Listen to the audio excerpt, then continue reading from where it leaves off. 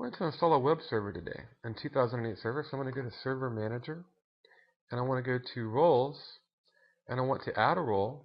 In this case, a server role. If here, I'll select Server Roles. I want to select Web Server, Internet Information Services. I need to add the dependencies, so I'm going to click on Add Required Features. I'm going to click on Next. Now I could just go with the defaults, but I want to add a few more things. So I'm going to go to Role Services under Internet Information Services. And some of these we'll add in later, like FTP, but for now, I'm going to go ahead and add basic authentication, Windows authentication, digest authentication.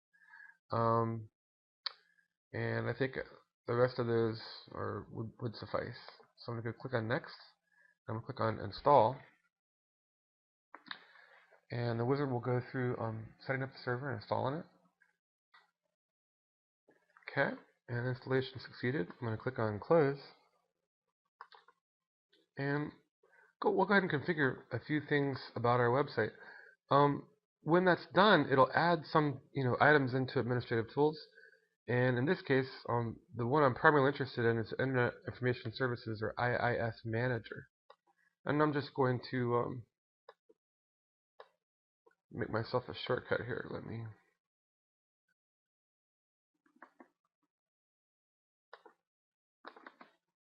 Because we'll be frequenting that management console or tool.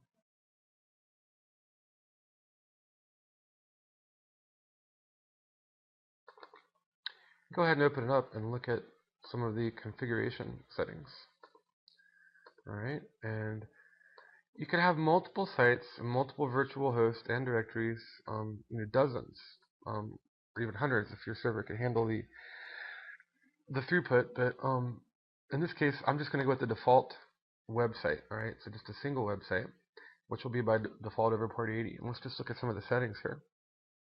And notice here's my server name. I'll try to expand this all the way. So here's my server name. And in this case, I'm just a member server. I'm not actually a standalone. I haven't done DC promo. I'm not Active Directory. I have another example where it's Active Directory, but here we'll just do a standalone web server. And the first thing I want to set up or look at is authentication. Notice anonymous authentication is enabled. So we'll leave this enabled for now. Later, we're going to go and enable basic authentication on a virtual directory, password protected directory. So we'll do that, but for now, we'll just leave that as it is. I do want to edit the default document, and right now the one that's in there right after you install it is IIS Start. So let's take a look at that. We'll park that right there, and if I open up my computer, and let me go here, and let me go, notice this folder inetpub was added. Once that folder inetpub is added, this is where www.root, that's where you'll have your for at least the default website, that's the home folder or the root folder. Okay, and I want to do a few things here. I like to do when I modify permissions and config files. I want to check this option, show hidden files and folders, and I want to uncheck or untick hide extensions for known file types, hide protected operating system files, and also want to go down here and I want to untick use the sharing wizard. And I just, I like to do that to make things more easily configurable. Okay, so this is IISSstart.html. And what I'm going to do first is rename it to something a little bit more standardized. So index.html. Now if I do that, this is the default web page that would load by default right here. So I want to just move this up. And so back in Internet Information Services, I'm going to move it up and all the way to the top there as my default document. Okay. And again, I just want to park that. I'll minimize it and leave that there. So this is my default web page here. And now I want to test it and see if my web server is actually functioning the way that it should.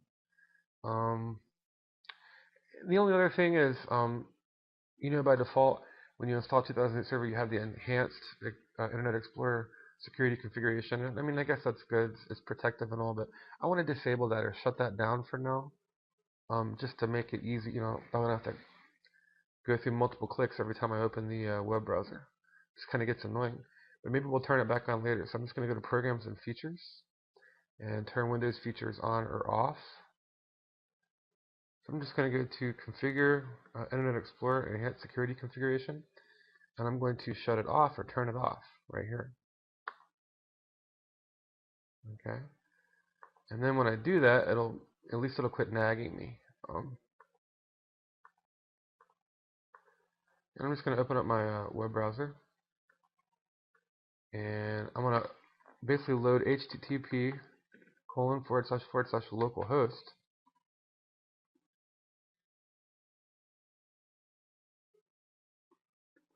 And let me turn that off. And nag.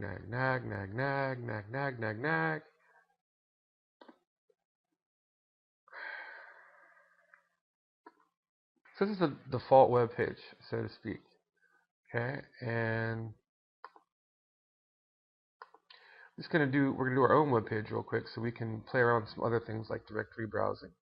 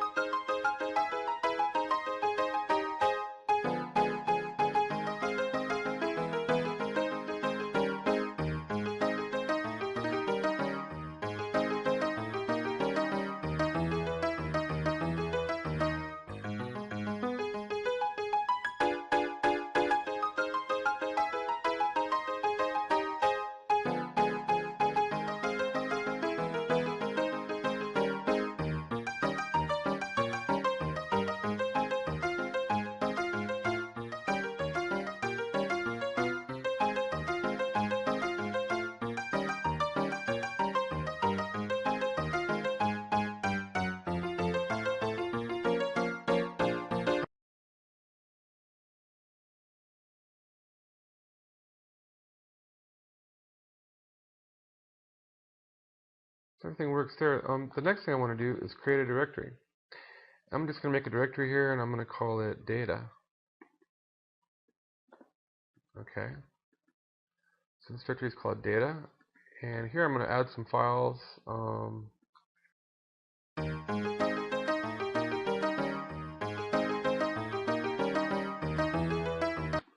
Alright, so I just made some data in that directory. I'm going to turn this into a virtual directory now.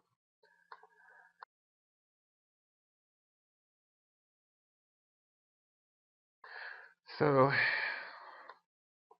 what I need to do is set up permissions on it.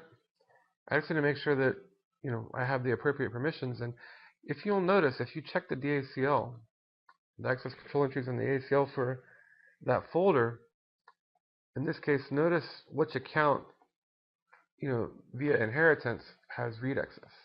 In this case, the group IIS users for my server. So that's what Internet Information Services uses. It's a service account it creates to access different things.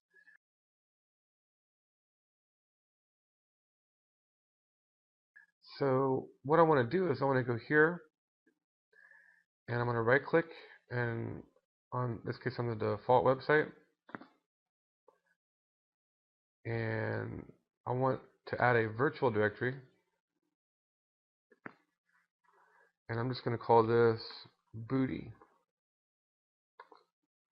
and I'll specify the physical path.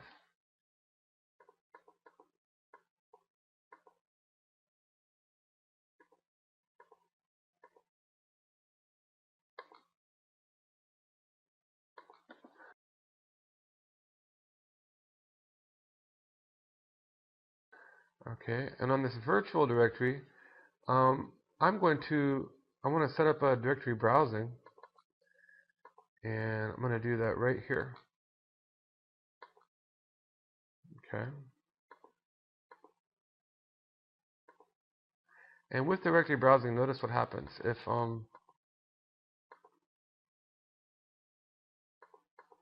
I go to booty, there's no index file there, but I have all of these files here. I'm able to list all of these files.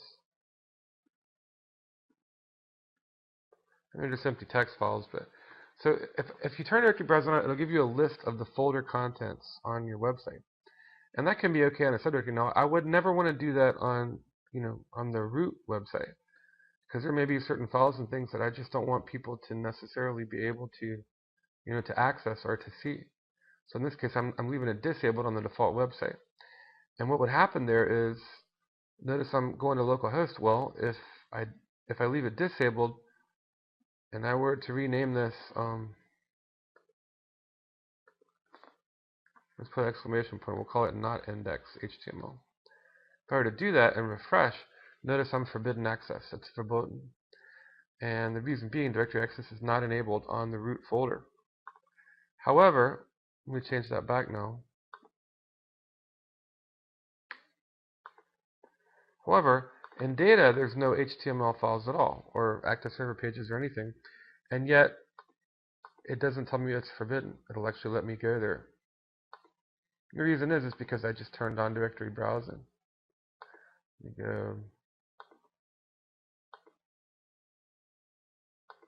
Let me go here to booty, right, and that has directory browsing.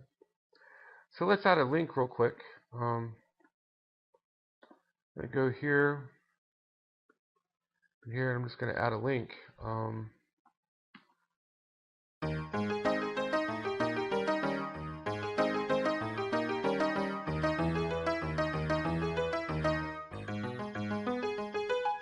Alright, so now when I click on that link, it takes me to the directory.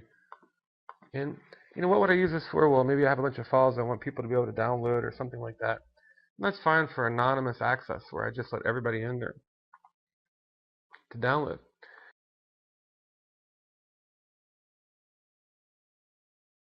Now let's say I want a password protected directory for one particular reason or another.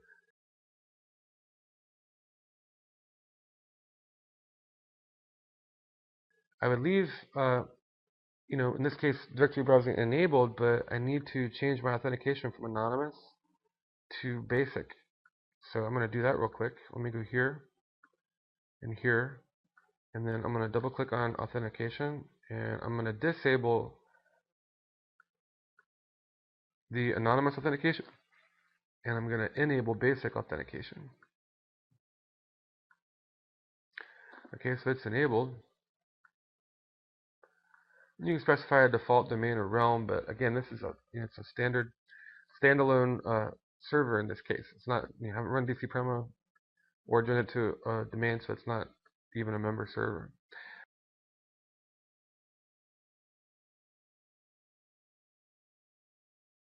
So for basic authentication now, I need to create a user account. Now normally if this were Active Directory, I would do this in Active Directory users and computers. But since this is a standalone server, in this case, I'm going to do local users and groups. And I just want to create like a service account. In this case, I'm just going to call this person web user.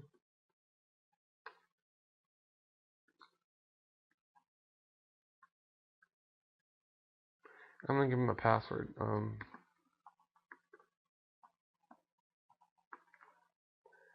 And user doesn't change the password, cannot be changed, and doesn't expire. I'm going to set those options there. Alright, so I have this account now, web user.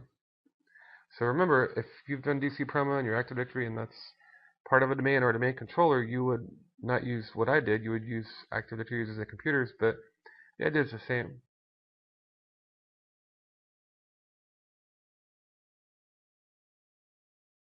And so what I want to do is I want to remove inheritance on this folder. Because remember, by default, anybody gets anonymous access to it from here. So I want to have to kind of break inheritance. So to do that, I have to click on Advanced, Edit, and then where I need to break it, or what I need to break it on, is this account here. So I'm going to untick this or uncheck Include Inheritable Permissions from the object's parent. And I'm just going to say Copy, because I want to leave all the other accounts, but I just want to remove this particular one. Right, so I remove that group there. And now I'm going to add web user. And let's say I want to give web user full control. And maybe it's some password protected directory and I let them upload and download things, or I could just make it read only, but either way, I'm going to set it up so that only that account, once they authenticate with the account ID and the password can get into that directory. And I'm going to tick this option, replace all existing inheritable permissions and all descendants with inheritable permissions from this object. I'm going to click on OK. And OK. And notice that access control entries on my discretionary access control list now, if I go through it, I just have, in this case, the web user. And that's it. I don't have that other group. Okay. So where I should try to go into that folder, let me refresh this page. And actually, let me add a link too. Could just type it in here. I'll show you. I'll type it in the first time, but we're just going to add a link. Okay, now in this case, it's going to query me or ask me for a password. And if I don't give it, if I give it the wrong password, unauthorized, I can't get in.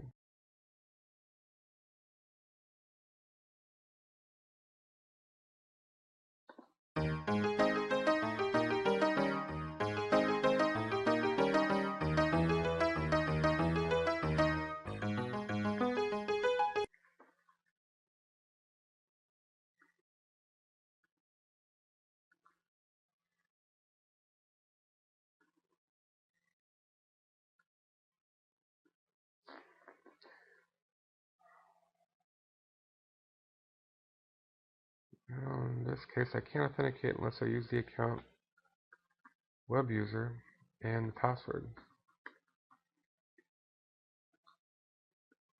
And then I can go to this folder.